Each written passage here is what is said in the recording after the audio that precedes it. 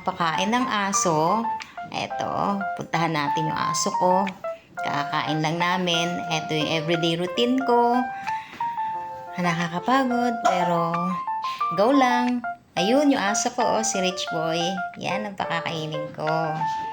Si Rich na pasaway. Yan. Tapos kung magpakain na aso, eto naman guys, maghuhugas ng plato, magliligpit sa lababo. Tapos, pag nagugas na ako, ayan, liligpitin ko naman ngayon yung pupo na aso.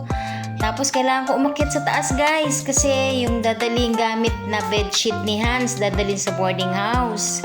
Eto na, mamimili na tayo ngayon ng ibibigay kong bedsheet niya para sa boarding house niya. Etong everyday life ko. Ayan. Napili ko yung kulay pula. Kasi gusto niya yan. Parang gamusa.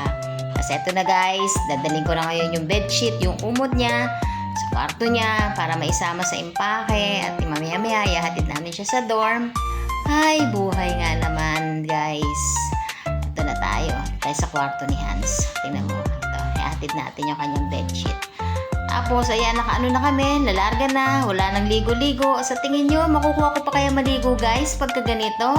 Sa dami ng trabaho mo, wala na, didamputin mo na lang yung bag mo. Bababa ka na. Kasi, ihahatid na namin siya sa boarding house.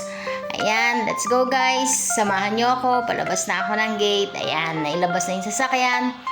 Dali na namin siya sa Santa Rosa, sa kanyang school.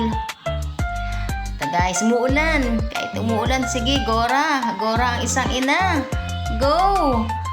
Ayan, maulang linggo. Ay, Lunes. Eto na kami guys. Nasa daan na kami. Ihahatid na namin papuntang dorm si Hans sa school niya. Kasi kahapon walang pasok. O ayan. Sa tingin mo, makukuha mo pang mag-makeup? Mag-lipstick? Wala na guys.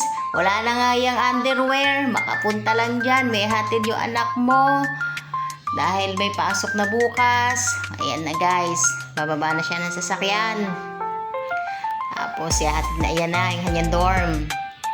Yan, tapos hihintayin naman namin yung bedsheet na iuwi ko. Tapos ayan, palabas na kami ng dorm niya sa Toyota. Si Kuya Sean na yung nagmamaneho. Wala na si Kuya Hans, naibaba na sa dorm. Pabalik na kami ng bahay. Ayan guys, maulan.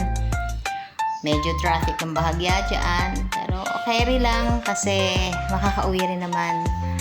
Hirap ng buhay ng nanay. Dire-diretso. Ayan, nasa kalsada na kami.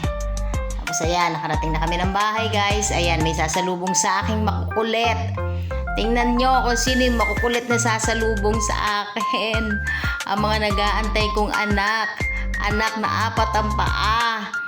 Kung makasalubong, napaka-hyper guys. Ayan na sila. O, diba? Binubungangaan na ako ng mga yan. Kasi bakit ngayon lang ako umuwi? O, sige Bruno, takbo. Kailangan ko silang ikulong sa loob ng bahay para mabuksan ko yung gate. Kasi tatakbo sila kapag binuksan mo ang gate. Alam mo, maghabulan kami sa kalsada. Ayan.